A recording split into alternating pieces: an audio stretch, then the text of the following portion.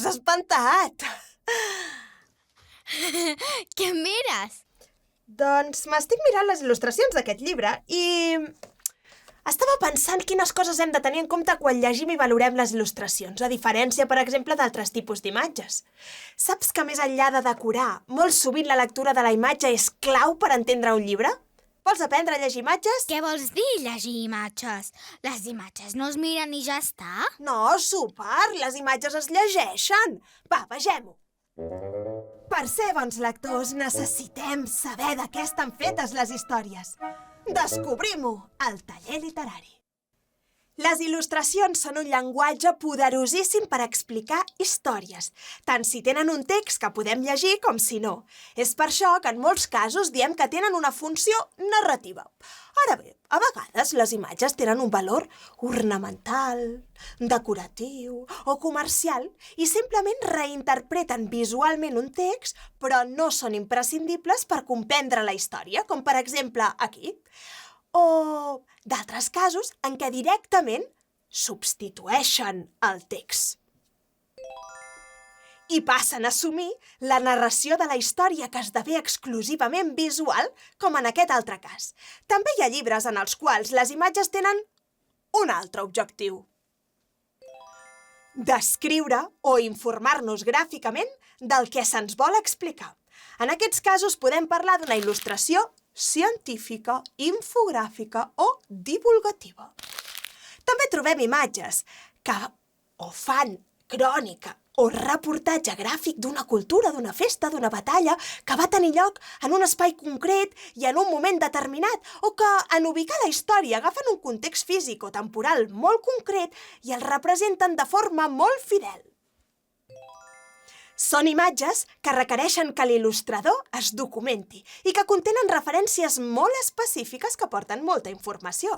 Fixa't, què hi veus aquí? Un ball de festa major en una plaça d'un poble com el meu. Molt bé. I aquí gent que puja en un tren vigilada per uns soldats.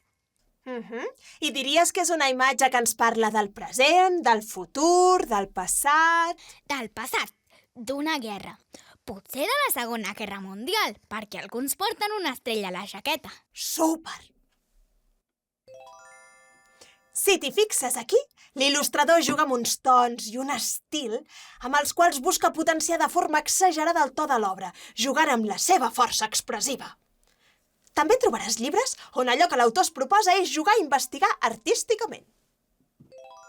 Són obres d'experimentació sobre els límits i les possibilitats narratives de les imatges, fins i tot des de l'abstracció.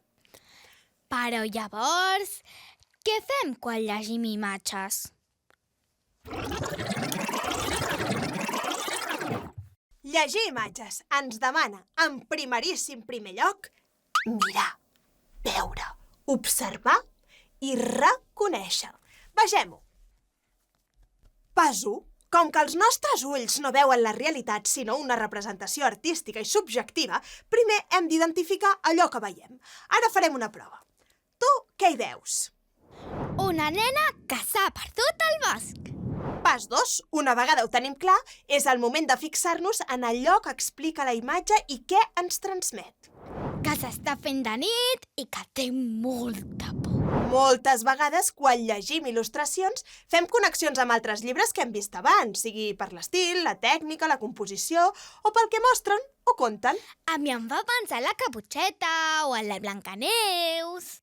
Per exemple, a mi la repetició del personatge en diferents punts de la imatge em fa pensar en aquesta altra il·lustració, en què una altra il·lustradora juga el mateix recurs, el de la repetició dels personatges, per representar el moviment. Ah, és veritat! Però les il·lustracions, a diferència dels quadres, no les podem avaluar i llegir una a una. Totes formen part d'una obra, d'un conjunt, i cal aprendre a llegir-les en global. Això demana comprendre-les, analitzar-les i valorar-les. podem analitzar la coherència formal, és a dir, si la forma de crear les imatges d'una història manté un estil i una tècnica al llarg de tot el llibre que sigui coherent amb la història que se'ns vol explicar i el que pretén provocar en nosaltres. O, si no ho fa, si aquest canvi té algun tipus de sentit que puguem explicar. Per exemple, aquí hi trobem un porquet il·lustrat força diferent d'aquest d'aquí, però és que aquest s'acaba d'escapar de les pàgines del llibre que hi ha dintre del llibre i per això és molt més realista. També podem valorar la solvència tècnica, veient el grau de domini de la tècnica per part de l'il·lustrador. Vaja, com de bé sap fer allò que es proposa fer, tant si fa servir un traç o una tècnica més preciosista o més realista o més humorística o propera a l'esbós. A vegades hi ha llibres amb una il·lustració molt impactant o que demostren un gran domini de la tècnica, però recordeu que en un llibre les imatges han de complir amb 3 criteris imprescindibles. Un moment. 1.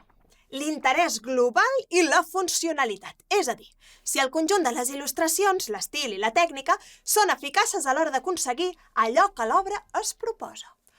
2. La coherència discursiva. Això vol dir que la seqüència d'il·lustracions desenvolupa una idea, una història, que podem comprendre totes i tots. I 3. La capacitat expressiva i comunicativa de les imatges, que ens han de poder suggerir i provocar coses. Quantes coses hi ha per analitzar! Sí, llegir imatges necessita un aprenentatge, un entrenament, igual que aprendre a llegir textos.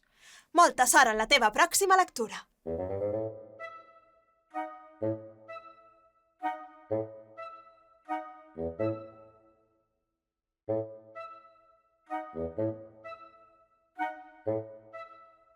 Thank you.